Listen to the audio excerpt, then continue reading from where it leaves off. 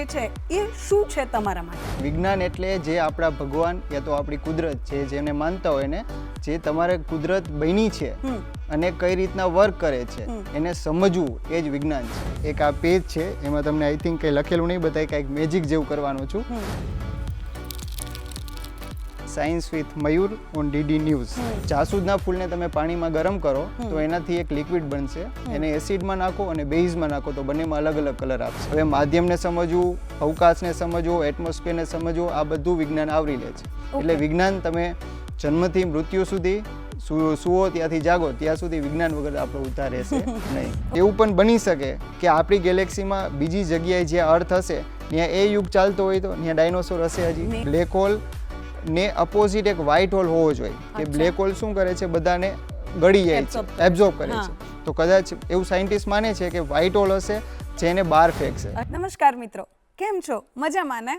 હું છું જીનલ અને આપનું સ્વાગત છે આપના મનપસંદ કાર્યક્રમ ગુડ મોર્નિંગ ગુજરાતમાં. મિત્રો, આચાર્ય ચાણક્યની એક ખૂબ જ પ્રચલિત યુક્તિ છે, તમે બધાએ સાંભળી પણ હશે. હવે ઉક્તિ એવી છે કે શિક્ષક કભી સાધારણ નહીં હોતા, પ્રલય ઓર નિર્માણ ઉસકી ગોદ મેં પલતે હૈ. આ તમે બધાએ સાંભળી જ હશે અને આપણા જીવનમાં પણ એકાદ શિક્ષક તો એવા હશે જ કે જેમણે આપણે આજે જ્યાં છીએ એમાં આપણું ઘડતર, આપણું જે ભવિષ્ય છે એ નિર્માણ કરવામાં ઘણો મોટો ફાળો આપ્યો હશે અને તમે આજે પણ એમના ઋણી હશો. તમને આજે પણ જ્યારે શ્રેષ્ઠ શિક્ષકની વાત આવે અથવા તો બેસ્ટ શિક્ષકની વાત આવે ને, ત્યારે શાળા કે કોલેજના એ શિક્ષક ચોક્કસથી યાદ આવશે કે તમને એમ થશે કે ના, કદાચ યાર જો એ શિક્ષક ના હોત ને તો આજે હું જ્યાં છું ને ત્યાં ના હોત, અથવા તો મારા અંદર જે ખામીઓ હતી એ દૂર ના થઈ હોત અને મને મારી ઓળખ ના મળી હોત. તો આજે આપણા જે અતિથિ છે ને એ પણ એવા જ એક શિક્ષક છે. એ શિક્ષક એવા છે કે જે ઘણા બધા બાળકોનું ભવિષ્ય નિર્માણ કરી રહ્યા છે અને વિજ્ઞાન જેવા અઘરા વિષયને ખૂબ સરળ રીતે સમજાવી રહ્યા છે અને બાળકોને આ જે અઘરો વિષય છે ને, જે કંટાળાજનક વિષય છે ને, એમાં રુચિ ઉત્પન્ન કરી રહ્યા છે. તો આવો આ કેવી રીતે કરે છે એ જાણીએ આપણા આજના અતિથિ મયુર વૈષ્ણવ પાસેથી. મયુરભાઈ, ખૂબ ખૂબ સ્વાગત છે તમારું અમારા આ કાર્યક્રમમાં. Thank you so much ma'am, હું પણ તમારો ઋણી છું. ના ના, હવે પહેલી વાત તો મેં કીધું કે વિજ્ઞાન. હવે જ્યારે વિજ્ઞાનનું નામ આવે ને, કેટલાક સબ્જેક્ટ જેમ કે વિજ્ઞાન, ગણિત, આ બધાનું નામ આવે ને તો પહેલા બાળકોના મોઢા બગડી જાય કે અરે યાર આટલો હાર્ડ વિષય, આ કેમનું થશે? તો વિજ્ઞાન જે છે એ શું છે તમારા માટે? સૌથી પહેલા તો વિજ્ઞાન એટલે મેં ઘણી વખત કેટલા લોકોને આ ક્વેશ્ચન પૂછ્યો છે અને સાંભળ્યો પણ છે. ઝાઝા ભાગનો આન્સર એવો જ હોય છે કે વિજ્ઞાન એટલે વિશિષ્ટ જ્ઞાન. અચ્છા. પણ મારા મતે એવું છે કે વિજ્ઞાન એટલે જે આપણા ભગવાન યા તો આપણી કુદરત છે જેને માનતા હોય ને, જે તમારે કુદરત બની છે અને કઈ રીતના વર્ક કરે છે એને સમજવું એ જ વિજ્ઞાન છે. વિજ્ઞાન એક વિષય બહાર એક સમજ છે. અચ્છા, ઓકે. તો તમે વિજ્ઞાનને કેવી રીતે જુઓ છો અને તમને આવો વિચાર કેવી રીતે આવ્યો કે મારે આટલા સિમ્પલ એક્સપેરિમેન્ટ કરી અને બાળકોને આ જે અઘરો સબ્જેક્ટ છે એને સરળ બનાવો છે? તમારી સફર કેવી રીતે શરૂ થઈ? તો મને નાનપણથી જ આ બધા વિષયમાં રસ હતો અને નાનપણથી ટીવીમાં જોયા મેં તો ડિસ્કવરી, હિસ્ટ્રી ટીવી, આ બધી ચેનલોમાં ઘણા બધા પ્રેક્ટિકલના બધા શો આવતા હતા અને ત્યારે તો શું બધું અમારા ટીચરે અમને આવી રીતના નથી કરાયું, બધું થિયરી જાજો ભાગ, તમને પણ એ જ અહેસાસ હશે. તો મારે એવું હતું કે કંઈક યુનિક કરવું છે, એનાથી મને પણ શીખવા મળે અને આરે છોકરું જોશે ને તો ભૂલશે નહીં. કદાચ એવું છે કે તમે સાયકલ ચલાવી હોય ને તો સાયકલ ઉપર એસે લખશે છોકરું, તો એનો મતલબ એવો નથી કે એને સાયકલ આવડશે. એની માટે એને સાયકલ ચલાવવી જ પડશે, પડવું જ પડશે, તો જ એને સાયકલ આવડશે. તો મારો મોટિવ આનો એવો છે કે છોકરો જોવે, હું પ્રેક્ટિકલ કરવું એ જોવે અને ન્યાજ ના અટકે, પોતે જાતે કરે પ્રેક્ટિકલ. અચ્છા, ઓકે. તો પણ તમારું એકેડેમિક્સ જે છે એ મેથેમેટિક્સમાં છે, રાઈટ? તમે એમએસસી મેથેમેટિક્સ સાથે કર્યું છે, તો વિજ્ઞાન સાથે સંબંધ કેવી રીતે જોડાયો? એ તો બહુ ઇન્ટરેસ્ટિંગ છે કે જ્યારે મને બીએડ મેં કમ્પ્લીટ કર્યું અને પછી હું જોબ માટે જ ગયો હતો અને મને પહેલેથી વિજ્ઞાન નહોતું ગમતું. મારે 10મામાં 53 માર્ક જ છે વિજ્ઞાન. તો વિજ્ઞાન આપણું ગમતું વિષય નહોતો. રીઝન ઘણા બધા હતા, ઓછા જ માર્ક આવતા હતા અને થિયરી વધારે હતી. તો ચલો મેં કીધું જોબ માટે, મેથ્સ માટે મેં 2-3 જગ્યાએ અપ્લાય કર્યું પણ મને મેળ ના પડ્યો મેથ્સમાં. અને એક સ્કૂલમાં ગયો તો એને મને કીધું કે વિજ્ઞાનમાં જગ્યા છે. હવે જોબ હતી જ નહીં અને લેવી હતી અને આપણી ઉંમર થઈ ગઈ હતી, તો મેં કીધું ચલો ટ્રાય કરશું. તો ત્યારથી ગયો. પહેલા વર્ષે તો બહુ તકલીફ પડી કે ચલો આ તો અઘરું જ છે. પછી ધીમે ધીમે મેં એની ઉપર કામ કરવાનું ચાલુ કર્યું કે ચલો આપણે કંઈક નવું શીખી. આ વિષય ધીમે ધીમે એટલો ઇન્ટરેસ્ટનો બની ગયો કે હું કોઈ પણ એક પાઠ ભણાવું એના પહેલાં એના ઉપર એટલી રિસર્ચ કરતો, પ્રેક્ટિકલ જોતો બારે અત્યારે તો શું મોબાઈલના લીધે યુટ્યુબમાં જેટલા પણ વિડીયો અવેલેબલ છે ટ્રાય કરતો, અને જેટલું બને એટલું ઇઝી અને ઘરની વસ્તુથી પ્રેક્ટિકલ થઈ શકે અને સમજી શકે એની ટ્રાય કરતો હતો. ઓકે, તો એવો તમને વિચાર કેવી રીતે આવ્યો કે ભાઈ ઠીક છે, ચલો હું બાળકોને પણ આ જ રીતે ભણાવું? જનરલી અત્યારે બી આપણે મોટાભાગની સ્કૂલોમાં જોઈએ તો જે થિયોરિટિકલ શિક્ષણ જે આપતા હોય છે એવી જ રીતે ભણાવાતું હોય છે, પણ તમને એવું ક્યારે થયું કે ઓકે ચલો બાળકોને પણ હું આ જ રીતે ભણાવું એમ? એવો વિચાર મને મારાથી જ આવ્યો કે મને ખુદને જ નહોતું સમજાતું. હવે મને ખુદને નથી સમજાતું તો મારે માર્ક્સ એ નથી સારા આવ્યા, તો મેં તું કંઈક અલગ કરી, યા તો કંઈક શું વ્યવહારમાં ઉપયોગ થાય એવી રીતનું કરી તો બાળકોને સમજાય, સાથે સાથે મને ખુદને સમજાય. ઓકે, તો એટલે એવું કહી શકાય કે જોબ કરી પછી મને વિજ્ઞાન સમજાણું હોય, એવું પહેલા તો મને ખુદને પણ નથી સમજાતું. અચ્છા, ઓકે, તો અત્યારની જે એજ્યુકેશન સિસ્ટમ છે એમાં આપણે કેવી રીતે ચેન્જીસ લાવવા જોઈએ, અથવા તો તમે અલગ ભણાવો છો તો બીજા કોઈ સાયન્સના ટીચર હોય એ કેવી રીતે પોતાની જે ટેકનિક છે ભણાવવાની એમાં ચેન્જ કરી શકે, એના વિશે તમે શું કહેશો? સૌથી પહેલા તો સરકાર શ્રી અત્યારે જે NEP 2020 એપ્લાય કરવાના છે એ બેસ્ટ છે. જે અત્યારનું જે એજ્યુકેશન હતું અને એને ચેન્જ કરવાની ટ્રાય કરી રહ્યા છે તો બેસ્ટ છે. એમાં વ્યાવસાયિક શિક્ષણ અને વિજ્ઞાનને તો એકદમ પ્રેક્ટિકલ બેઝ જ ભણાવવાની વાત ચોખ્ખી લખેલી જ છે કે વિજ્ઞાન વિષયને તમે પ્રેક્ટિકલી જ ભણાવો. એની માટે જેટલા ઇક્વિપમેન્ટ જોશે, જેટલા સાયન્સના પ્રેક્ટિકલના મટીરિયલ જોશે, બધું સરકાર અવેલેબલ કરાવશે, પણ છોકરું પ્રેક્ટિકલી શીખતું થાય એ જ છે. અને હું તો કહું કે અત્યારે NEP અપ્લાય થશે તો એના સિવાય હવે બીજી કંઈ કરવાની જરૂર નહીં પડે. અચ્છા, ઓકે, હવે તમે આટલા બધા જે ઇક્વિપમેન્ટ લઈને આવ્યા છો તો શું છે એમાંથી કયો એક્સપેરિમેન્ટ પહેલા તમે બતાવશો અમને? તો સૌથી પહેલા તો મારી પાસે એક આ પેજ છે, એમાં તમને આઈ થિંક કંઈ લખેલું નહીં બતાય, કંઈક મેજિક જેવું કરવાનું છું.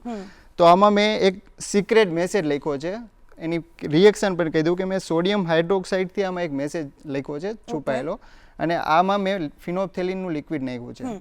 જ્યારે આપણે આની સાથે આને ટચ કરાવશું ત્યારે કેમિકલ રિએક્શન થશે, કેમ કે ફિનોપ્થેલિન એક ઇન્ડિકેટરનું કામ કરશે. ઓકે, અને જે સોડિયમ હાઇડ્રોક્સાઇડ સાથે રિએક્ટ કરીને પિંક કલર આપે છે. તો તમને સિક્રેટ મેસેજ દેખાશે.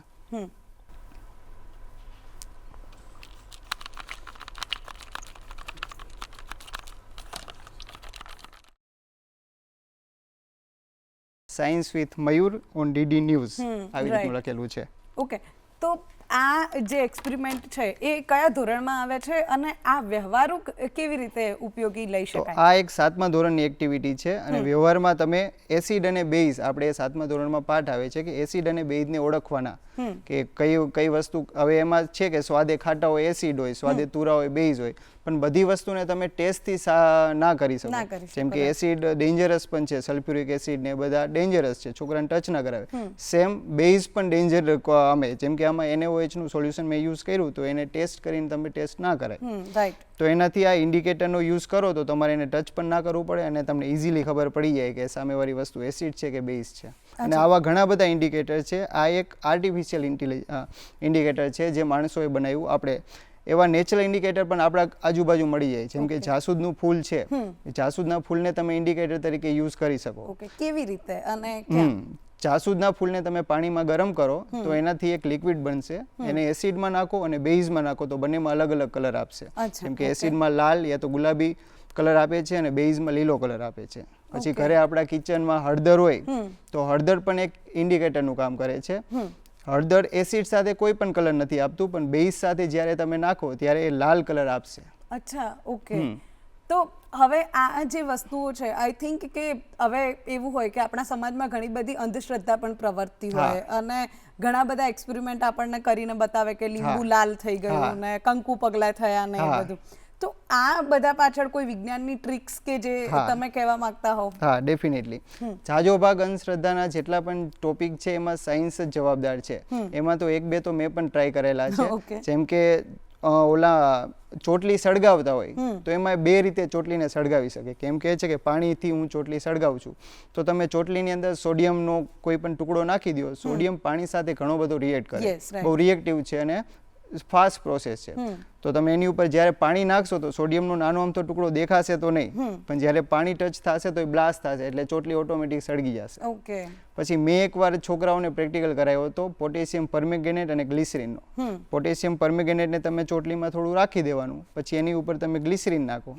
ચલો કહી દો કે ગંગાજળ નાખ્યું, એકદમ ઠંડુ આવે એને ખબર પણ નહીં પડે, પણ જ્યારે તમે ગ્લિસરીન સાથે રિએક્ટ કરશે એટલે સળગી જશે. અચ્છા. તો આવી રીતે થઈ જાય. પ્લસ આ હળદરનું ઉદાહરણ પણ લઈ શકાય કે જ્યારે તમે નાળિયેર છે એને ઉપર તમે જોવો તો મોઢું હશે ને 2 આંખ હશે, ત્યાં તમે તોડીને એમાંથી થોડી, એમાં પાણી તો ઓલરેડી છે, હળદર નાખી દો, થોડું ડિટર્જન્ટ નાખી દો. પછી ડિટર્જન્ટ શું છે? બેઝ છે, અને હળદર મેં તમને હમણાં કીધું એમ ઇન્ડિકેટર છે, તો એની સાથે રિએક્ટ કરીને લાલ કલર બનાવશે. પછી જ્યારે તમે નાળિયેર ફોડશો એટલે રેડ કલર આવશે, રેડ કલર આવી જશે. રાઈટ. ઓકે. હવે આ બધા જે વસ્તુઓ છે, સિમ્પલ જે વસ્તુ આપણા રસોડામાં મળતી હોય, એ ક્યારેક એવું થાય કે આ અંધશ્રદ્ધામાં વપરાય છે, પણ સેવિયર તરીકે અથવા તો કોઈ એક સારા કામ માટે પણ તમે યુઝ કરી શકો. તો એવી કોઈ ટ્રીક કે એવું કંઈ તમે કહી શકો કે સપોઝ તમે આ કામ માટે આ વસ્તુનો ઉપયોગ કરશો તો તમારું જીવન સરળ બનશે? અત્યારે તો બેન વિજ્ઞાન વગર અત્યારે કઈ પોસિબલ હવે નથી. અત્યારે પહેલાના લોકો તો ભલે જેમ છે માનતા હતા, નહોતો માનતા, પણ હવે 17મી સદી 18મી સદીમાં જેટલા વિજ્ઞાનમાં પ્રયોગ થયા એના પછી તો આખી દુનિયાએ સ્વીકાર્યું છે કે વિજ્ઞાન વગર હવે દુનિયાનો ઉદ્ધાર છે નહીં. અત્યારે આપણે બેઠા છીએ, ચાલી છીએ, હું બોલું છું અને તમને સંભળાય છે, તો આની પાછળ પણ વિજ્ઞાન છે. આનું કારણ છે કે અત્યારે આપણે અહીંયા બેઠા તો તમને મને સાંભળી શકો. હવે આપણે બે કદાચ ચાંદ ઉપર બેઠા હો તો નહીં સંભળાય. એનું કારણ છે ત્યાં શૂન્ય અવકાશ છે. અત્યારે હું બોલું ને તમને સંભળાવવાનું કારણ શું છે? હવા. હું જ્યારે બોલીશ ત્યારે મારું જે આ વોઇસ બોક્સ વાઇબ્રેટ થશે અને હવાના પાર્ટિકલને વાઇબ્રેટ કરીને તમારા કાનના પડદાને વાઇબ્રેટ કરશે, એટલે સંભળાશે. પણ જો માધ્યમ જ નહીં હોય તો તમને સંભળાશે નહીં. હવે માધ્યમને સમજવું, અવકાશને સમજવું, એટમોસ્ફિયરને સમજવું, આ બધું વિજ્ઞાન આવરી લે છે. એટલે વિજ્ઞાન તમે જન્મથી મૃત્યુ સુધી, સુવો ત્યાંથી જાગો ત્યાં સુધી વિજ્ઞાન વગર આપણો ઉદ્ધાર રહેશે નહીં. ઓકે. હવે બીજી બેઝિક ઘટનાઓ જે બનતી હોય, જે સાયન્ટિફિક હોય છે પણ જનરલી આપણને નથી ખબર હોતી, જેમ કે લાઈક વીજળી થાય અને વાદળા ગડગડે, તો પહેલા વીજળી દેખાશે ને પછી અવાજ આવશે. એ જે છે એના પાછળ વિજ્ઞાનનો કયો નિયમ છે એ સમજાવો, અને કેમ એવું થાય છે? સૌથી પહેલા તો એની ઇન્ટરેસ્ટિંગ સ્ટોરી છે. જે સાયન્ટિસ્ટ હતા, નામ આઈ થિંક માઇકલ ફેરાડે, યા તો મને પાકી નથી ખબર, 99% તો એ જ હતા. એમને પહેલા તો લોકો અંધશ્રદ્ધામાં બહુ માનતા હતા, તો જ્યારે વીજળી થાય ને તો લોકો એવું માનતા હતા કે ભગવાનનો પ્રકોપ છે. આપણે અહીંયાની માઇથોલોજીમાં ઇન્દ્રદેવનો પ્રકોપ છે, ન્યાની માઇથોલોજીમાં થોર કરીને એક ભગવાન એ લોકો માને છે કે એનો પ્રકોપ છે. તો એમને ટ્રાય કરી, એક પતંગ ચગાવી બહુ વાવાઝોડાવાળા વાતાવરણમાં, એની સાથે એક વાયર બાંધી દીધો. તો ત્યાંથી પતંગ ચગાવી એટલે ખબર છે વાયર તો કંડક્ટર છે, એટલે એને વીજળીનો શોક લાગ્યો. પછી એને શોક પોતાની બોડીને લગાવીને એને દુનિયાને કીધું કે આ જો વીજળી જે તમે બનાવો છો ને, એક આ જે ઉપર છે ને એક કુદરતી ઘટના છે, નહીં કે ભગવાનનો પ્રકોપ. એ વીજળી તમે આઈ થિંક તમે શિયાળામાં બધાએ ટ્રાય કરી હશે કે તમે ઊનના કપડાં પહેર્યા હોય યા તો રાતે સૂતા હોય ત્યારે તમે જ્યારે ઓલા ઊનને આમ કરો ને એટલે સ્પાર્ક થશે, યા તો સડનલી કોઈ બેઠા હોય ખુરશી ઉપર બેઠા હોય પ્લાસ્ટિકની પાછળથી મારે અને તમે ટચ કરશો તો તમને શોક લાગશે. જે શોક લાગે ને એ જ વીજળી ઉપર થાય છે.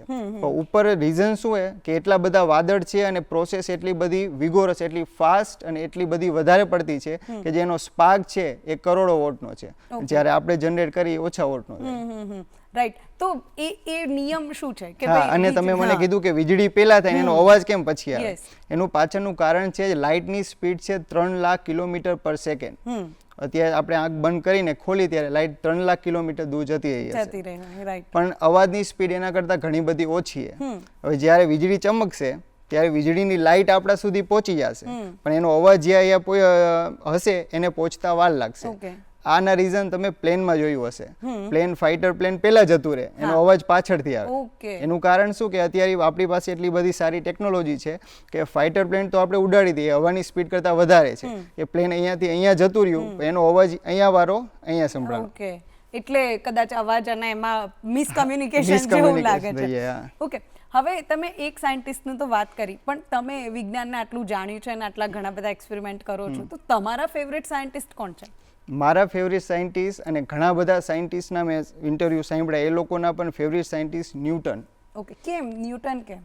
ન્યૂટન, આપણે એક સ્ટોરી તમે પણ સાંભળી હશે, જાજો ભાગ આપણી ઓડિયન્સે સાંભળી જ હશે કે ન્યૂટન એક સફરજનના ઝાડવા નીચે બેઠા હતા, સફરજન એમની ઉપર પડ્યું અને એમને ગ્રેવિટીની શોધ કરી. પણ આ સ્ટોરી ખોટી છે. ઓકે. હા, કેમ કે ન્યૂટન નાનપણથી જ એક બુદ્ધિશાળી વ્યક્તિ હતા.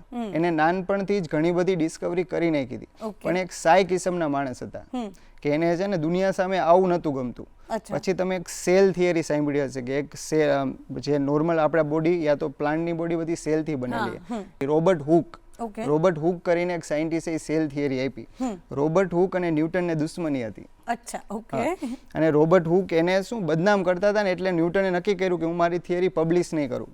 અચ્છા, ઓકે. એટલા માટે એની જેટલી થિયરી હતી બધી પબ્લિશ રાઈટ ટાઈમે નથી થઈ. આ તો બીજા બધા સાયન્ટિસ્ટ એકના મિત્ર હતા, એને સજેસ્ટ કર્યું કે તમે આ થિયરી બધી પબ્લિશ કરો અને દુનિયાને સમજાવો કે કઈ રીતની કુદરત વર્ક કરે. ઓકે. અને ન્યૂટને ગ્રેવિટી ઉપર કામ કર્યું છે, લાઇટ ઉપર કામ કરેલું છે, અને ઘણી બધી એવી વસ્તુ છે કે જેમાં ન્યૂટને એનું યોગદાન આપેલું છે. ઓકે. હવે જો ન્યૂટનની વાત કરીએ તો ન્યૂટનના નિયમોની વાત આવે, બરોબર? એક ગુરુત્વાકર્ષણના નિયમ વિશે આપણે બધા જાણીએ છીએ, પણ આઘાત અને પ્રત્યાઘાતનો જડત્વનો નિયમ. હા, તો હવે આ બધા જે નિયમો છે, જનરલી 11th 12th સાયન્સમાં બધા નિયમો આવતા હોય છે ભણવાના, અને એ સખત અઘરા હોય છે.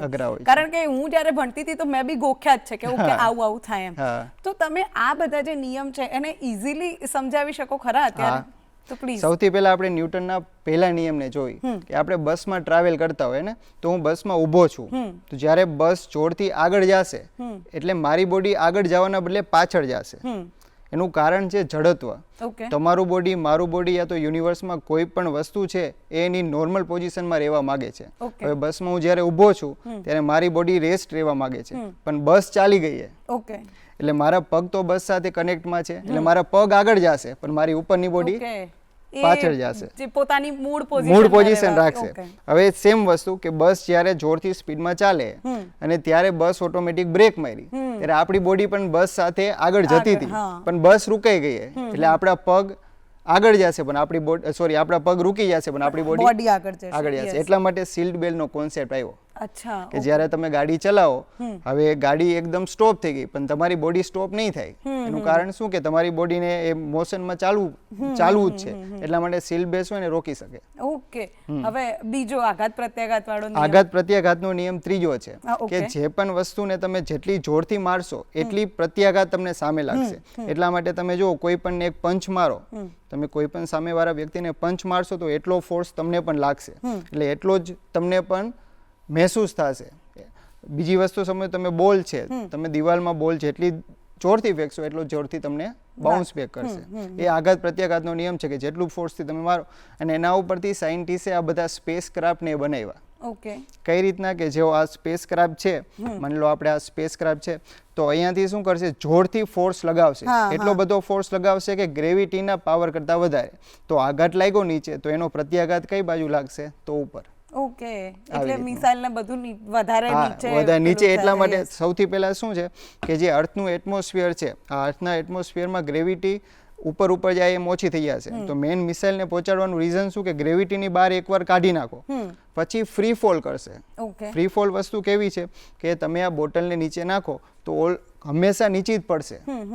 ગ્રેવિટી પણ ન્યૂટન એટલી બધી નથી સમજી શક્યા જેટલી આઇન્સ્ટાઈન સમજ્યા.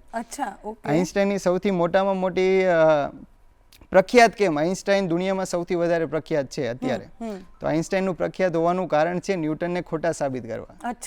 ન્યૂટનની તમને ગ્રેવિટેશનલ થિયરી ખબર હશે કે કોઈ પણ વસ્તુને ઉપરથી મૂકવું તો નીચે જશે. આઇન્સ્ટાઈને એમ કીધું કે કોઈ પણ વસ્તુ એને ખેંચતી નથી, એક સ્પેસનું કર્વેચર છે. સ્પેસ એક પ્લેન છે. જેમ કે હું અત્યારે કોઈ પણ આમ સાડી યા તો કોઈ પણ રૂમાલ આવી રીતના રાખી દઉં ને, તો એક પ્લેન સ્પેસ છે, એમાં જેટલો મોટો વજનવાળો ઓબ્જેક્ટ હશે એ સ્પેસને બેન્ડ કરશે.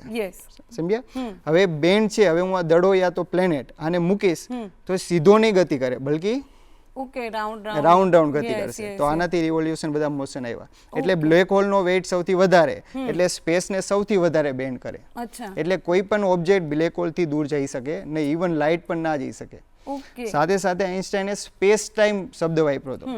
જેમ કે ટાઈમ અત્યારે છે, હવે આપણે વાતચીત કરી તો ટાઈમ જતો હશે ને, પણ આ ટાઈમ આપણી માટે જેવો છે એવો દુનિયા કામ કરતી નથી. દુનિયામાં ટાઈમ અલગ અલગ જગ્યાએ અલગ, મતલબ અહીંયા અર્થમાં તો સેમ જ છે, પણ બ્લેક હોલની પાસે ટાઈમ ધીમો થઈ જશે.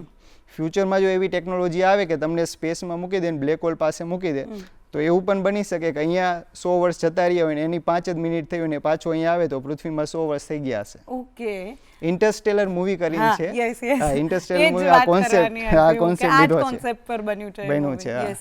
ઓકે, તો હવે તમે બ્લેક હોલની વાત કરી જ છે, તો બ્લેક હોલ વિશે ઘણી બધી માન્યતાઓ છે, ઘણું બધું રિસર્ચ થયા છે અને ઘણું બધું છે, પણ સ્ટીલ હજુ ઘણી બધી મિસ્ટીરિયસ વાતો છે જે બ્લેક હોલ વિશે ઓછી ખબર છે, અથવા તો એવું કોઈ છે. ઇવન આખા સ્પેસ વિશે જ આપણને બહુ ઓછી ખબર છે. ઓકે, તો હવે સ્પેસ વિશે જો વાત નીકળી હોય તો બ્લેક હોલની એવી કોઈ ઇન્ટરેસ્ટિંગ વાત અથવા તો એવા કોઈ ઇન્ટરેસ્ટિંગ ફેક્ટ તમે કહી શકો કે જે દર્શકોને ના ખબર હોય?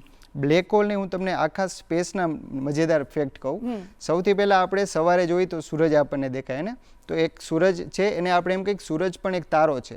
હવે આપણે રાતે જોઈ તો રાતે તમને કરોડો દેખાશે.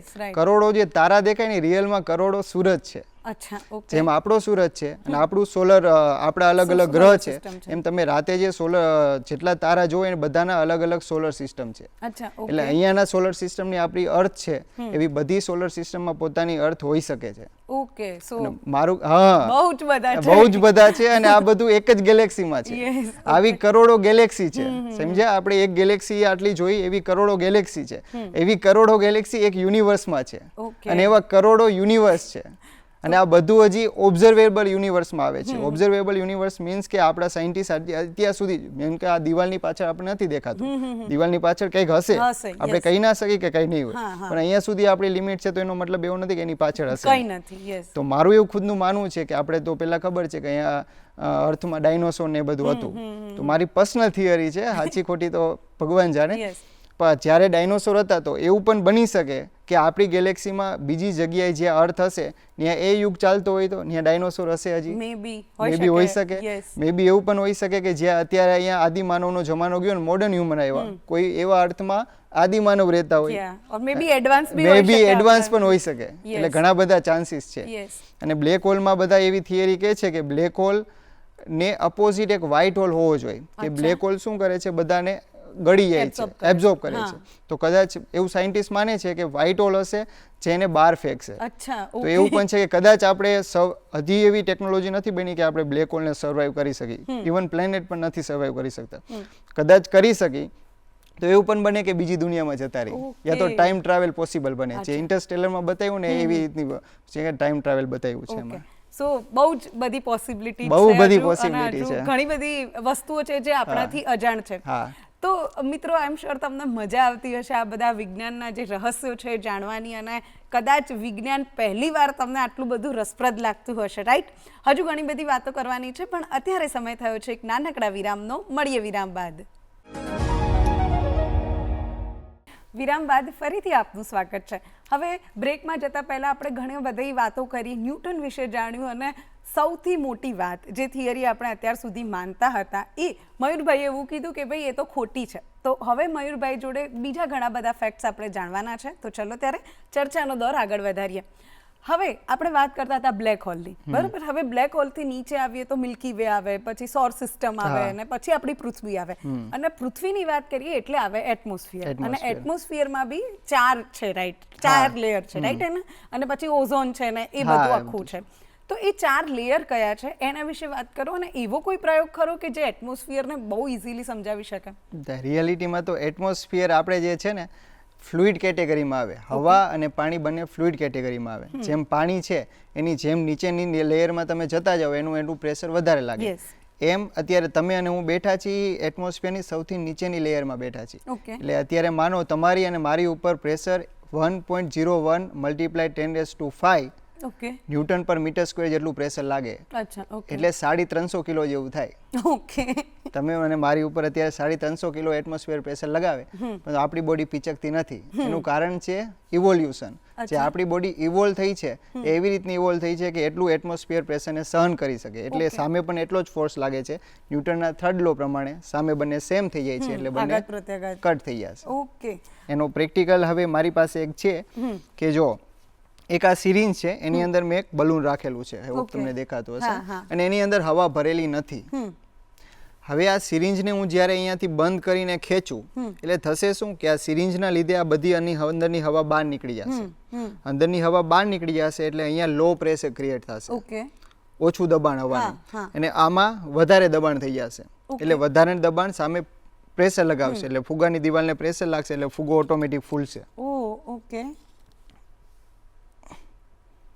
દેખાડું? અચ્છા, હા, આ તો જાદુ થઈ ગયું. હવે જોજો, હવે અહીંયાથી હું જ્યારે પ્રેશર રિલીઝ કરું, જે અમારી આંગળી છે ત્યાંથી, ઓકે, એટલે ઓટોમેટિક બંધ થઈ જશે. તો આટલું એટમોસ્ફિયરનું પ્રેશર છે. હવે આ તો આપણે નાના સ્કેલમાં કર્યું. એટમોસ્ફિયરિક પ્રેશર એટલું બધું વધારે છે કે મોટો ટ્રક હોય એની અંદર જો તમે પ્રેશર ઘટાડી દો તો એટમોસ્ફિયર આખા ટ્રકને દબાવી દે. ઓકે, એટલું બધું પ્રેશર લાગી શકે. અચ્છા, તો હવે એ જે મેં તમને કીધું 4 લેયર જે છે આપણા, એના વિશે વાત કરો ને કે કયા એટમોસ્ફિયરમાં આપણે જીવીએ છીએ. પછી આઈ થિંક લિથોસ્ફિયર આવે છે. હા, અને એના પછી પણ એક લેયર આવે છે. તો એ શું છે એના વિશે વાત કરો ને.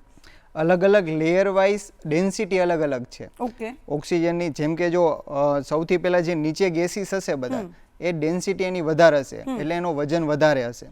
બધા ગેસીસ ઉપર છે એ બધા નીચે હશે એવું નહીં હોય. ઓકે, જેમ કે એટમોસ્ફિયરમાં સૌથી જાજુ નાઇટ્રોજનનું પર્સન્ટેજ છે, 78% સમથિંગ છે. નાઇટ્રોજન એ ઓક્સિજનથી જ આખું એટમોસ્ફિયર બનેલું છે. 1%માં બીજા બધા દુનિયાના ગેસ આવી જાય. 99%માં નાઇટ્રોજન અને ઓક્સિજન બને જ છે. અચ્છા, હવે તમે જોયું હશે કે જ્યારે પહાડ ચડતા હોય માણસો ને, તો પહાડ ચડતા હોય ત્યારે એ લોકો એ વાત કરે કે ઉપર લો દબાણ છે, ઓછું એટમોસ્ફિયર. યા તો તમે ફ્લાઇટમાં બેઠા હશો ત્યારે એક્સપિરિયન્સ લીધો હશે કે એન્ઝાઇટી થાય. એન્ઝાઇટી થવાનું કારણ છે ને ઓક્સિજનના લેવલ ઘટી જાય. ઓકે, જે અહીંયા ઓક્સિજનના લેવલ છે એટલા અહીંયા હોતા નથી. ઓકે, તો જેમ લેયર ચેન્જ થશે એમ અલગ અલગ હવામાં રહેલા અલગ અલગ વસ્તુનું પ્રમાણ ઘટતું અને વધતું જશે. ઓકે. હવે જો થોડું વ્યવહારિક આપણે ટોપિક ચેન્જ કરીને આવીએ તો અત્યારે વાત કરીએ કે ગરમી બહુ જ બધી છે, બરોબર? તો એવી કોઈ વિજ્ઞાનની ટ્રિક્સ કે એવું કંઈ ખરું કે જેનાથી આપણે ઘરમાં થોડી ગરમી ઓછી કરી શકીએ અથવા તો ઘરનું જે તાપમાન છે એને ઓછું કરી શકીએ, એવી કોઈ ટ્રીક જે ઘરે બેઠા શાંતિથી કરી શકાય? સૌથી મોટું તો વિજ્ઞાનનું ડિવાઇસ એક છે પ્લાન્ટ. ઓકે, જે અત્યારે તમે વાત સાંભળી છે સુપર કમ્પ્યુટરની. સુપર કમ્પ્યુટરને ચલાવવા એની માટે ઘણું બધું પાણી જોઈએ છે અને ઘણી બધી એનર્જી જોશે. એ સુપર કમ્પ્યુટરનું જે કામ છે ને એ ભગવાન યા તો કુદરતે એક પ્લાન્ટ આખું સુપર કમ્પ્યુટરનું કામ કરે છે. પ્લાન્ટની અંદર પોતાની ખુદની સિસ્ટમ ચાલે છે. પ્લાન્ટ એટલું પાવરફુલ છે કે સનલાઇટને કન્વર્ટ કરી દે છે એના ખાવામાં. અચ્છા, અને સનલાઇટને ખાવામાં કન્વર્ટ કરે ત્યારે એ વોટર પણ રિલીઝ કરે છે અને ઓક્સિજન પણ રિલીઝ કરે છે. અને તમને ખબર કે વોટર રિલીઝ થશે તો ઓટોમેટિક ટેમ્પરેચર ડાઉન થશે. એટલે જેટલું બને એટલું તમારી આજુબાજુ પ્લાન્ટ ઉગાડો એનાથી તમારા ઘરનું યા તો તમારા સિટીનું ટેમ્પરેચર ઓટોમેટિક ઓછું જ રહેશે. ઓકે, બીજી કોઈ ટેકનિક ખરી કે ઘરમાં, જેમ કે અત્યારે એવું હોય કે ગામડામાં કદાચ આપણે એવું મળે કે સ્પેસ મળે ને આપણે ઝાડ ઉગાડીએ અને બધું કરીએ, પણ કદાચ ફ્લેટ્સ હોય, મેટ્રો સિટીમાં રહેતા હોય, તો એવી કોઈ ટેકનિક ખરી કે જે ઘરમાં ઘરનું તાપમાન થોડું ઓછું કરી શકે? હા, તો હવે એ થોડુંક એક્સપેન્સિવ થઈ જાય. ઘરનું તાપમાન ઓછું કરવું હોય તો તમારે લેયર વાઇઝ દિવાલ બનાવવી પડે. હવે જો તમે લેયર વાઇઝ દિવાલ બનાવો ને વચ્ચે સ્પેસ ખાલી રાખો તો વચ્ચે હવા ટ્રેપ રહેશે. અને હવા એક બેડ કંડક્ટર છે એટલે ગરમીને આવવા પણ નહીં દે અને જવા પણ નહીં દે. એટલે તમારે જો ઘરનું ટેમ્પરેચર ડાઉન રાખવું હોય તો તમે દિવાલ સીધી બનાવો એના કરતાં 2 કટકા બનાવો તો આ પોસિબિલિટી છે. પણ એના પછી બીજા ઘણા બધા સર્કમસ્ટેન્સીસ છે કે એનું નુકસાન આ થઈ જાય. પણ જો તમારે ગામડામાં સિમ્પલ ઘર બનાવવું હોય તો પહેલાના લોકો હોશિયાર હતા. એ લોકો ગાર ઓલા જે માટી છે, માટી અને છાણ એનાથી ઘર બનાવતા. તો એનાથી ફાયદો શું થાય કે નાના એમાં હોલ હોય અને એની અંદર હવા ટ્રેપ રહેશે. અને હવા ટ્રેપ રહેશે એટલે ઓટોમેટિક અંદરનું ટેમ્પરેચર ઘટાડી દેશે. અચ્છા, ઓકે. હવે જો વાત કરીએ તમારી પર્સનલ, તો તમને સાયન્સમાં કયો ટોપિક સૌથી વધારે ગમતો છે કે તમને ભણાવવાની બહુ જ મજા આવે એ topic? Space science. Space science મારો પહેલેથી નાનપણથી જ્યારથી સમજણો થયો ત્યારથી મને સ્પેસ સાયન્સમાં સૌથી જાજો ઇન્ટરેસ્ટ છે. ઓકે, કેમ? શું તમને ફેસિનેટ શું કરે? ફેસિનેટ મને એ જ કરે છે કે આટલી બધી મોટી દુનિયા છે એમાં આપણા જેવા બીજા પણ સજીવ રહેતા હશે અને કદાચ ત્યાં બેઠા બેઠા કોઈ પણ આપણા જેવા સજીવ વિચારી શકતા હશે તો એ વિચારતા હશે કે આપણા જેવા બીજા સજીવ પણ ત્યાં રહેતા હશે. અને આ એ યુનિવર્સની કોઈ હદ જ નથી. આ યુનિવર્સની હદ ગોતતા એક માણસ જ એવો છે કે યુનિવર્સને સમજી શક્યો. અત્યાર સુધીમાં ઘણી બધી પાવરફુલ ક્રીચર આવી ગયા, જેમ કે ડાયનોસોર જેટલું પાવરફુલ ક્રીચર નથી આવ્યું, પણ એના આપણે એટલા બધા વીક છીએ ને, આપણું ખાલી પાસે દિમાગ જ છે, બાકી આપણી બોડી બહુ વીક છે.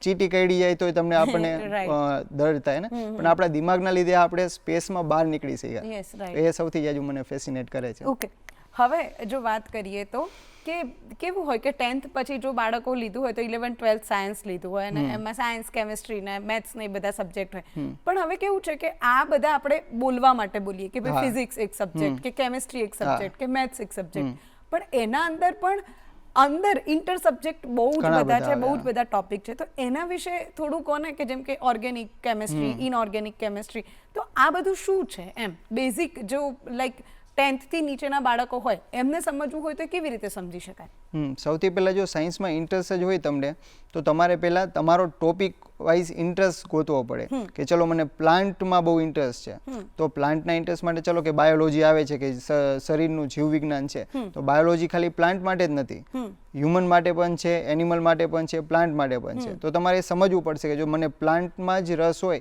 તો હું બોટની કરી શકું કે બોટની છે તો એમાં પ્લાન્ટનું સાયન્સ જ આવશે. એવી રીતના બધા ફિઝિક્સમાં છે, ફિઝિક્સમાં જો અલગ અલગ છે કે મને મશીનરીમાં ઇન્ટરેસ્ટ છે તો એનું ભણવાનું અલગ આવશે, ઇન્ફ્રાસ્ટ્રક્ચર બનાવવા છે એનું ભણવાનું અલગ આવશે, સેમ એઝ વેલ એઝ કેમિસ્ટ્રીમાં પણ એવી રીતનું છે. ઓકે, તો હવે જો કેમિસ્ટ્રીની વાત કરીએ તો કેમિસ્ટ્રીમાં તમારું ફેવરેટ શું છે, ઇનઓર્ગેનિક કે ઓર્ગેનિક? કેમિસ્ટ્રી મારો થોડોક વીક વિષય છે. ઓકે, મને પહેલેથી જ ફિઝિક્સ અને મેથ્સમાં ઇન્ટરેસ્ટ હતો. અચ્છા, તો ફિઝિક્સમાં કયો તમને એક્સપેરિમેન્ટ વધારે પેલું ફેસિનેટ કરે તો વધારે ગમે એમ? કોઈ આપણને ઘણા બધા 11th 12thમાં કે ઘણા બધા MScમાં બી આવતા હશે એક્સપેરિમેન્ટ, તો કયો એક્સપેરિમેન્ટ તમને સૌથી વધારે ગમે? મને જે એક્સપેરિમેન્ટ ગમે છે મારી બુકમાં નથી આવ્યા, મને એસ્ટ્રોફિઝિક્સના બધા બહુ ગમે છે. હવે શું એ લેબમાં પોસિબલ નથી, મોટા મોટા સાયન્ટિસ્ટ યા તો એની માટે મોંઘી લેબ એમાં જે એક્સપેરિમેન્ટ થઈ શકે. જેમ કે ગ્રેવિટીનો એક એક્સપેરિમેન્ટ સાદો સિમ્પલ આઇન્સ્ટાઈને જે કીધો હતો કે આ બોટલ છે, આ બોટલને હું છોડી દઈશ તો આ બોટલ નીચે તો આવશે. હવે અહીંયા હું હોલ કરી નાખું 4 હોલ તો એની અંદરથી પાણી પડશે ને, અત્યારે હું હોલ કરી નાખું તો પાણી પડશે. પણ આઇન્સ્ટાઈને એવું કીધું હતું કે હું જ્યારે આ બોટલને મૂકી દઈશ ત્યારે હોલમાંથી પાણી પડવાનું બંધ થઈ જશે, કેમ કે ગ્રેવિટી આ આખા ઓબ્જેક્ટ ઉપર લાગશે, ફ્રી ફોલ થશે. ઓકે, તો આવા બધા ટોપિક મને ઘણા બધા ગમે છે. અચ્છા, ઓકે.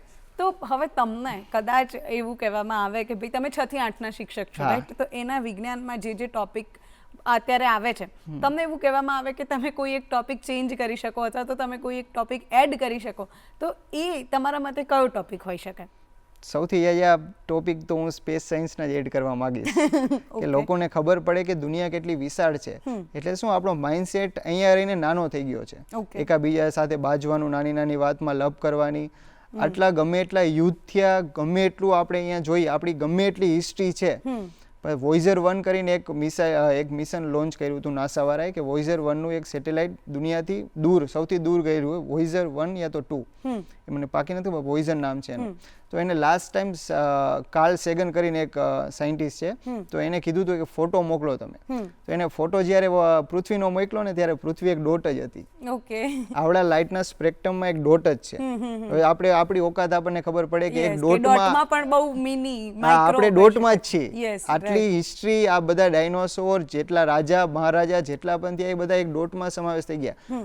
આખા યુનિવર્સને એનાથી કંઈ લેવા દેવા જ નથી. કદાચ આપણે જો યુનિવર્સમાં સૌથી ક્રિટિકલ વસ્તુ, સૌથી જે રેરેસ્ટ કહેવાય ને એ જીવન છે, કેમ કે આપણને બધી વસ્તુ મળી, હીરાની વરસાદ થાય. તમે માનો કે અત્યારે સોના ચાંદી આપણે અહીંયા એટલા બધા ભાવ છે પણ એવા પ્લેનેટ છે કે જે સોના ચાંદીના જ બનેલા છે. ઓકે, પણ હજી સુધી આપણને એક જ વસ્તુ નથી મળી, જીવન. અચ્છા, ઓકે. એને ઇમ્પોર્ટન્ટ, હા, અર્થમાં જ એટલું ઇમ્પોર્ટન્ટ, અર્થમાં જ પોસિબલ બન્યું છે, તો અર્થ એટલા માટે બધાથી એટલો બધો ઇમ્પોર્ટન્ટ બની જાય તો આપણી બધાની રિસ્પોન્સિબિલિટી આવે કે એને સાચવી. ઓકે, સો બેઝિક એક વિજ્ઞાનના શિક્ષક તરીકે તમે એવું કીધું કે આપણી રિસ્પોન્સિબિલિટી છે કે અર્થને સાચવીએ, તો શું કરવું જોઈએ અર્થને સાચવવા? જનરલી આપણે બધા એવું જ કહેતા હોય કે પ્લાન્ટેશન કરવું જોઈએ અથવા તો સસ્ટેનેબલ આપણે લાઈફસ્ટાઈલ છે એને બનાવવી જોઈએ. એવી કઈ વસ્તુઓ છે કે જે બહુ જ સામાન્ય લેમેન કે ભાઈ હળવદમાં કોઈ એક સામાન્ય ખેડૂત હોય અથવા તો ઓછું ભણેલા એક કાકા હોય એ કરી શકે અને આપણી જે પૃથ્વી છે એને બચાવવામાં હેલ્પફુલ થઈ શકે, એવી કઈ વસ્તુઓ છે? મેન જે પણ આપણે જ્યાં રહી છીએ ને આપણું બોડી એવી રીતનું વર્ક કરે છે અને એના ઉપર જ ઢળેલું હોય છે, એડેપ્ટેશન કરીને આવે કે તમે માછલી પણ જુઓ, સમુદ્રની માછલીને તમે મીઠા પાણીમાં લાવો તો મરી જશે. Yes, right. પણ અત્યારે આપણી માણસની આદત કેવી થઈ ગઈ છે કે અલગ અલગ જગ્યાએથી વસ્તુ મગાવીને આપણે ખાવાની ટ્રાય કરી. કેમ કે હવે આપણે અહીંયા જોઈ કે એપલ ને બધું છે તો એ બારે છે. હવે આપણે એના બદલે જામફળ ખાઈને પણ આપણે જેટલી બોડીની રિક્વાયરમેન્ટ છે એ લઈ શકીએ. કેમ કે જામફળ આપણે નોર્મલી બધે ઉગશે. સમજાણું? તો જેવું આપણે એટમોસ્ફિયરમાં રહી છીએ એને આપણે સારું બનાવી શકીએ. તો શું આપણે દવાઈઓ ને એને ઓછું નાખવું પડશે અને સારી રીતે કુદરતને બચાવી શકશું. મેન તો શું કે કુદરતને તમે એની રીતે રહેવા દો. કુદરત પાસે એવી પાવર છે કે રીજનરેટ કરી શકે છે. ગમે એટલું નુકસાન જાય, માની લ્યો આખી દુનિયા 90% પ્રજાતિ ખતમ થઈ ગઈ હતી. ડાયનોસોરમાં એસ્ટ્રોઇડ જ્યારે પડ્યો 90% પ્રજાતિ ખતમ થઈ ગઈ હતી. આપણે મેમલ્સ ત્યારે હજી બન્યા જ હતા અને મેમલ્સ અત્યારે ઇવોલ્વ થઈને આપણે બધા થઈ ગયા. તો રીજનરેટ કરવાની પાવર નેચર પાસે છે, પણ એને મૂકવું પડશે તમારે છૂટું. એને તમે પકડી રાખશો યા તો તમે એને શું કહેવાય બાંધી રાખશો યા તો કઈ ને કઈ અલગ અલગ કરતા રહેશો તો એ છૂટું નહીં પડે, એને ખુદ રીજનરેટ નહીં કરી શકે.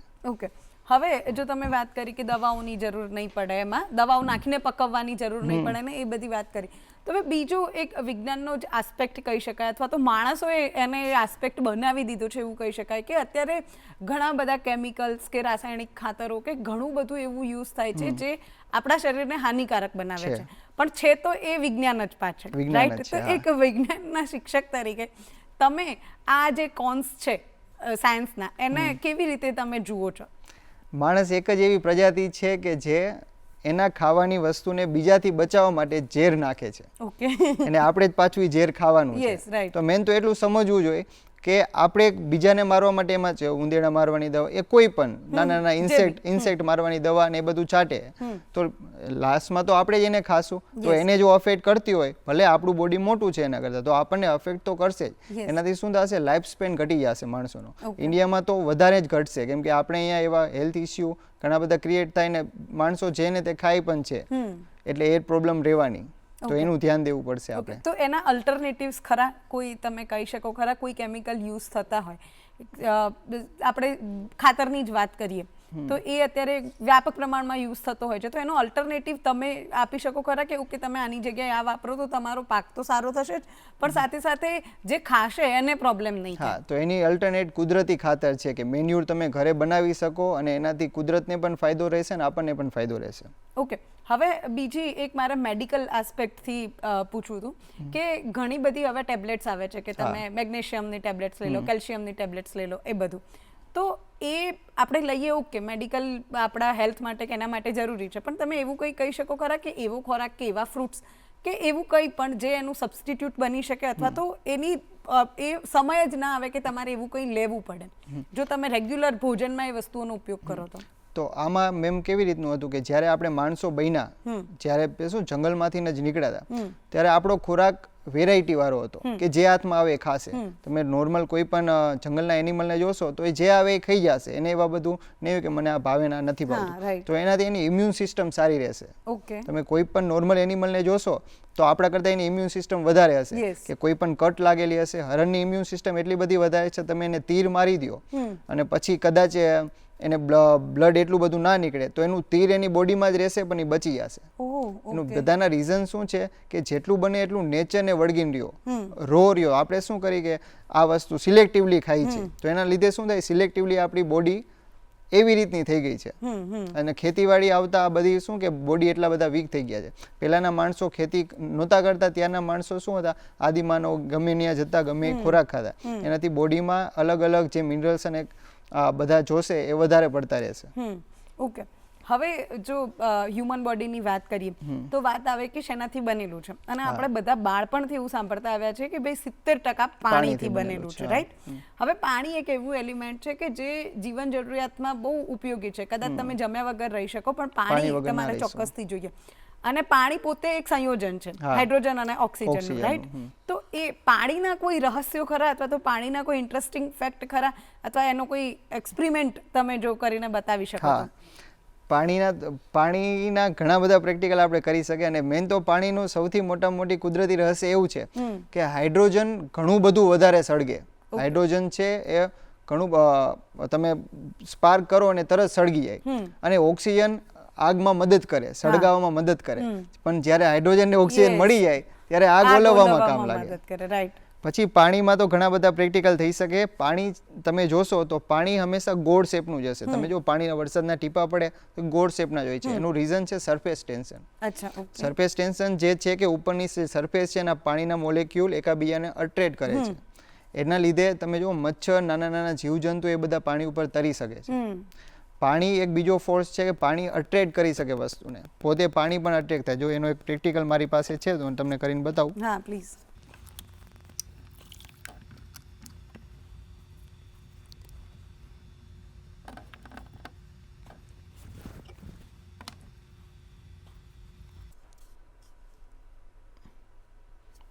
જો આપણે અહીંયાથી ટ્રાય કરી કે અહીંયાથી દોરાની મદદથી આ દૂર રાખી, બરોબર, અને પાણી આની મદદથી આમાં ગ્લાસમાં લેવાની ટ્રાય કરી. જો દેખાય છે? હા. ઓકે. વચ્ચે રાખી દી. એટલે પાણી એને રસશે, એની સાથે સાથે જશે. યસ. આનું કારણ છે પાણી પાસે બે ફોર્સ છે, અધેસિવ એન્ડ કોહેસિવ ફોર્સ. પાણી બીજા સાથે પણ અટેચમેન્ટમાં રહે છે અને પોતાના મોલેક્યુલને પણ સાથે અટેચમેન્ટમાં રાખે છે. એટલે દોરા સાથે પણ એક અટ્રેક્ટ છે અને પોતે સાથે સાથે બધાને લાવે છે. એટલે તમે જોશો જંગલમાં ગમે એટલો વરસાદ પડે ને તો તમને ફીલ નહીં થાય. તમે અહીંયા આપણે સિટીમાં યા તો ગામમાં એટલો વરસાદ પડે તો તમને ફીલ થશે કે કેટલો બધો વરસાદ પડ્યો. જંગલમાં ગમે એટલો વરસાદ પડે ને લાસ્ટમાં પૂર આવી જાય ને ત્યારે તમને ખબર પડશે કે આટલો બધો વરસાદ થયો. એટલા માટે વરસાદના મોસમમાં તમને જંગલમાં જવા ના પાડે. એનું કારણ શું કે પાણી ઉપરથી પડશે એટલે પ્લાન્ટની સાથે સાથે નીચે રસી જશે, ડાયરેક્ટ તમારા ડાયરેક્ટ વોટરફોલ થશે તો જમીન, અને એનું ફાયદો પણ છે કે જંગલ જ્યાં જાજા હશે ત્યાં જમીનનું ધોવાણ નહીં થાય એ આ પ્રક્રિયાના લીધે. રાઈટ. ઓકે. તો હવે બીજું મારે પાણી વિશે એવું પૂછવું હતું કે એક તો તમે પાણીનો ગુણ આપણને કહી દીધો, બીજા કોઈ ઇન્ટરેસ્ટિંગ ફેક્ટ ખરા, જેમ કે સોડિયમ પાણીમાં નાખીએ તો એ સળગી જાય, બરોબર, તો એવા કોઈ કેમિકલ રિએક્શન કે જે ખૂબ ઓછા જાણીતા હોય અથવા તો ઓડિયન્સને ના ખબર હોય જે પાણી સાથે આપણે કરી શકીએ એવા કંઈ? એક તો ડેન્સિટી છે કે પાણી છે એની અંદર બીજી વસ્તુને સમાવી શકે.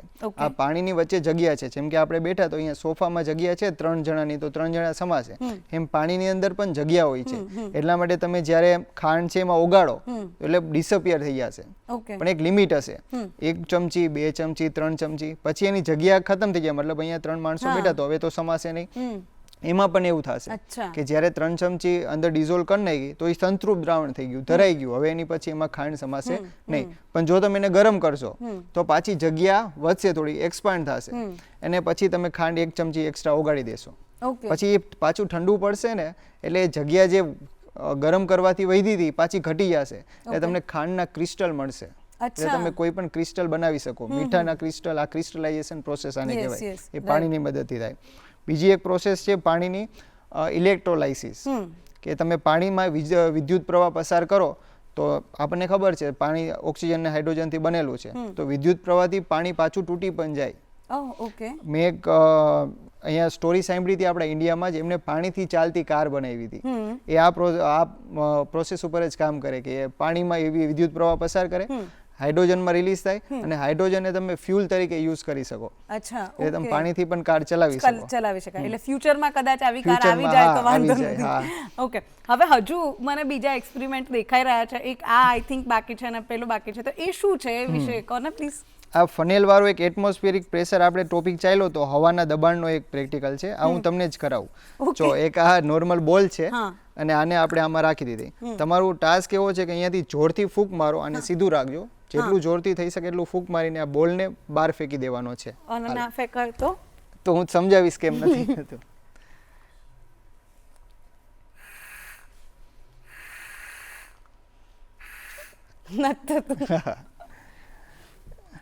હવે આ તો મેં તમને આવી રીતનો ટાસ્ક આપ્યો હતો કે આમ રાખવાનો. હવે તમે જોજો હવે શું થવું જોઈએ. અહીંયા હું રાખીને હવે ફૂંક મારું તો નીચે પડશે, પડી જ જવો જોઈએ. હું ફૂંક મારું ત્યારે જોજો.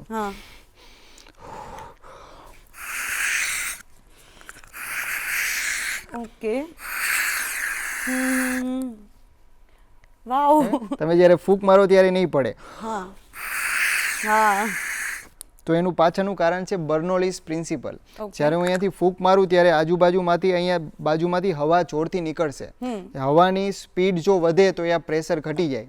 હવે ઓછું પ્રેશર હશે તો પાછો હવાના દબાણનો કોન્સેપ્ટ લાગશે કે અહીંયા દબાણ ઘટ્યું, આજુબાજુમાં તો વધારે છે એટલે આજુબાજુનું વધારે દબાણ એને પકડી રાખશે, એટલે એને જવા નહીં દે. આ પ્રેક્ટિકલ તમે હવે કદાચ પાણીની ધાર, આ તો મેં હવા કરી ને, એના બદલે પાણીની ઉપર તમે બોલ ફ્લોટ કરો તો પાણીની ઉપર બોલ ફ્લોટ એમને રહી જશે. હા એ જોઈ છે આપણે ઘણી બધી જગ્યાએ. તો એનાથી પછી એવો ને એવો પ્રેક્ટિકલ આમાં ટ્રાય કરીએ આપણે. આ રાઉન્ડ શેપ એટલો બધો છે નહીં પણ ટ્રાય કરી.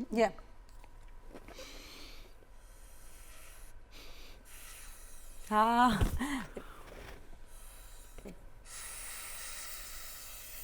યસ થયું ને? હા પણ જ્યાં સુધી હવાનો ફ્લો સેમ રહેશે, આપણા બોડીમાં તો શું સેમ ના રહે, પણ મશીનથી તમે સેમ રાખો તો બોલ એના ઉપર ફ્લોટ કરશે. ઓકે, તો આ એક પ્રેક્ટિકલ આનો હતો. ડન.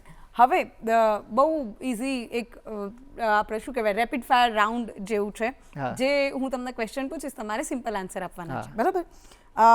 ફેવરેટ ટોપિક સાયન્સમાં? એ તો મેં તમને કહી દીધું. હા, ઓકે. મોસ્ટ હાર્ડ ટોપિક જે તમને ભણાવવામાં બહુ અઘરો પડતો હોય? કેમેસ્ટ્રી. ઓકે. ફિઝિક્સ ઓર કેમેસ્ટ્રી? ફિઝિક્સ. ઓકે. 5 એવી બુક જે તમે રેકમેન્ડ કરશો વિજ્ઞાનને શીખવા માટે અથવા તો વિજ્ઞાનને જાણવા માટે? બુક્સ તો નહીં, પણ હું તમને 100 રિકમેન્ડ કરી શકું. ઓકે, કયો? કાર્લ સેગનનો કોસ્મોસ કરીને 100 છે. ઓકે. 105 બરાબર છે. તમે 100 જોઈ લ્યો એટલે તમારે ઓલ ઓવર જેટલી પણ સાયન્સની મિસ્ટ્રી છે યા તો સાયન્સમાં તમને જેટલો પણ ઇન્ટરેસ્ટ છે એ બધા ટોપિક એમાં કવર કરેલા છે. બહુ મસ્ત શો છે ને એના અલગ અલગ ભાગ પણ રિલીઝ થયા છે. કાર્લ સેગને બુક જ લખી હતી કોસ્મોસ, અને એની ઉપરથી એમને લોકોએ શો બનાવ્યો છે. અને કયા પ્લેટફોર્મ પર છે આ શો? પ્લેટફોર્મ ઉપર નથી, ગૂગલ ઉપર મળી જાય છે. Okay, done. અને ફેવરેટ મૂવી તમારી? પીકે. ઓકે, કેમ પીકે? કે મને એવું હતું કે કોઈ કહેશો સાયન્ટિફિક જોરદાર. પીકેમાં જે બતાવ્યું છે ને કે સાયન્સનો મિસયુઝ કરીને લોકોને ખોટા માર્ગે લઈ જવાની વાત કરે છે.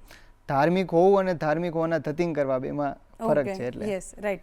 Favourite scientist? ન્યૂટન. ઓકે. અને એવી એક વસ્તુ જો તમને રિસર્ચ કરવા મળે તો તમે ફ્યુચરમાં કરશો? Space science. કદાચ ઓર્ગેનિઝમ મળી જાય. ઓકે, જગ્યાએ સજીવ મળી જાય. Okay, done. તો આપણે ઘણી બધી વાતો કરી મયુરભાઈ સાથે. હવે જતા મારે તમને ખાલી એટલું પૂછવું છે કે જે લોકોને હજુ પણ વિજ્ઞાન અઘરો લાગે છે, જે લોકોને એવું છે કે ભાઈ વિજ્ઞાન તો ના લેવાય અથવા તો એનાથી દૂર સારા, એવા જે સ્ટુડન્ટ છે એમને તમે શું મેસેજ આપશો? તો મેન તો વિજ્ઞાનને થિયરી યા તો સબ્જેક્ટ સમજવાની ભૂલ ના કરો. વિજ્ઞાન એટલે કુદરતને સમજવી. તમે સવારથી ઉઠો છો ને સાંજે સૂવો છો ત્યારે કુદરતમાં જેટલી પણ ઘટના થાય છે, સૂરજ ઉગે છે, સૂરજ હાથમે છે, ચાંદ દેખાય છે, રાતે સ્ટાર દેખાય છે, બધી વસ્તુને વિજ્ઞાન આવરી લે છે. તો કુદરતને સમજવામાં કંઈ ખોટું નથી. જો તમે કુદરતને સારી રીતે સમજી શકશો તો કુદરતની સારી તમે દેખભાળ રાખી શકશો અને સારી રીતે જીવી શકશો. એટલે આઈ હોપ હું તો એ જ કહેવા માંગીશ કે બધા સમજે, ખાલી અઘરો સબ્જેક્ટ તરીકે લે જ નહીં, કુદરતને સમજવાના એક દ્રષ્ટિકોણ તરીકે લે. તો મયુરભાઈ, આપનો ખૂબ ખૂબ આભાર. તમે અમારી સાથે જોડાયા અને આટલા સરસ મજાના વિજ્ઞાનના જે રહસ્યો છે એને અમારી સાથે શેર કર્યા. અને આઈ એમ શ્યોર દર્શક મિત્રો તમને પણ મજા આવી હશે. તમે આજે ઘણી બધી ઇન્ટરેસ્ટિંગ ફેક્ટ જાણી હશે કે ઓ અચ્છા આ તો આવું હોય. એટલે હવે ફરીથી ક્યારેક જો તમને નાળિયેરમાંથી લાલ પાણી નીકળતું દેખાય ને તો એની પાછળ વિજ્ઞાન છે એ ન ભૂલતા. હવે એવી ઘણી બધી વાતો છે સાયન્સની કે એવા ઘણા બધા રહસ્યો છે કે જે આપણે જાણી લઈએ ને તો કદાચ આપણી જિંદગી પણ સરળ થઈ જાય અને આપણી પૃથ્વી જે છે એ પણ વધારે સરળ બની જાય અને લોકો ખૂબ સારી રીતે જીવે. હવે વાત કરવી છે મારે કે આ એપિસોડ તમે ટીવી પર તો જુઓ જ છો, પણ જો ટીવી પર મિસ થઈ ગયો હોય અથવા તો તમને ફરીથી જોવો હોય, ફરીથી વિજ્ઞાનના રહસ્યોને જોવા હોય તો તમે DD news Gujarati YouTube channel જે છે અમારી એના પર તમે જોઈ શકશો અને આખો એપિસોડ ત્યાં હશે. ગમે ત્યારે તમે એને પ્લે કરી શકશો. આ સાથે જ જો તમારા કોઈ પ્રતિભાવ હોય, તમારે કંઈ પણ આ શો વિશે અમને કહેવું હોય તો good morning Gujarat show @gmail.com પર અમને લખીને મોકલો. અમને ખૂબ ગમશે.